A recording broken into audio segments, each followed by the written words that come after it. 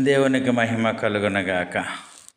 తన అతిక్రమములకు పరిహారము నొందినవాడు, తన పాపమునకు ప్రాయశ్చిత్తము నొందినవాడు ధన్యుడు. యెహోవా చేత నిర్దోషి అని ఎంచబడినవాడు, ఆత్మలో కపటము లేనివాడు ధన్యుడు.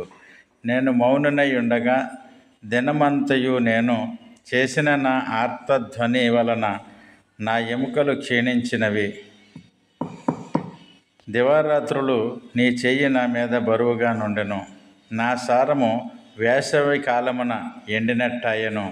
నా దోషమును కప్పుకొనక నీ ఎదుట నా పాపము ఒప్పుకొంటిని. యెహోవా సన్నిధిని నా అతిక్రమములు ఒప్పుకొందుననుకొంటిని. నీవు నా పాప దోషమును పరిహరించియున్నావు. కావున నీ దర్శన కాలమందు భక్తి గలవారందరూ నిన్ను ప్రార్థించుదురు.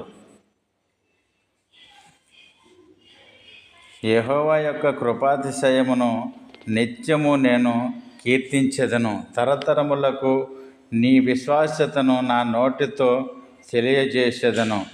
కృప నిత్యము స్థాపింపబడుననియు, ఆకాశమందే నీ విశ్వాస్యతను స్థిరపరచుకొందువనియు నేననుకొని ఉన్నాను. నిత్యము నీ సంతానము స్థిరపరచబడెను. తరతరములకు నీ సింహాసనము స్థాపించెదనని చెప్పి నా సేవకుడైన దావీదుతో ప్రమాణము చేసియున్నాను. యెహోవా ఆకాశ వైశాల్యము నీ ఆశ్చర్య కార్యములను స్తుతించుచున్నది.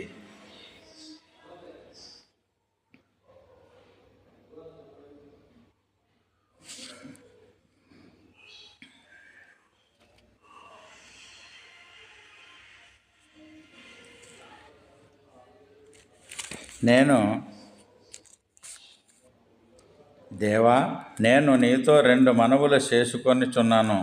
నేను చనిపోక ముందు వాటిని నాకు అనుగ్రహింపుము. వ్యర్థమైన వాటిని, అబద్ధమును నాకు దూరముగా నుంచుము. పేదరికమునైనను ఐశ్వర్యమునైనను నాకు దయచేయకుము. తగినంత ఆహారము నాకు అనుగ్రహింపుము. ఎక్కువైన ఎడల నేను కడుపు నిండిన వాడనై నిన్ను విసర్జించి యెహోవా ఎవడని అందునేమో. లేక బేదనై దొంగిలి నా దేవుని నామమును దూషింతునేమో.